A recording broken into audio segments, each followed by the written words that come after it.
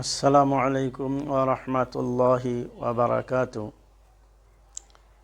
প্রিয় দর্শক, আজকে আমি আপনাদের সম্মুখে এমন একটি দোয়া নিয়ে উপস্থিত হইতেছি যে দোয়াটি আল্লাহ রাসূল সাল্লাল্লাহু আলাইহি ওয়াসাল্লাম ফজরের নামাজের সালাম ফিরানোর পর পাঠ করতেন। সেই দোয়াটি হয়েছে, আল্লাহুম্মা ইন্নী আসআলুকা ইলমান নাফিআ ওয়া রিজকান তাইয়্যিবা ওয়া আমালাম মুতাকাব্বালা। আল্লাহ রাসূল সাল্লাল্লাহু আলাইহি ওয়াসাল্লাম ফজরের সালাম ফিরানোর পর এই দোয়াটি পাঠ করতেন।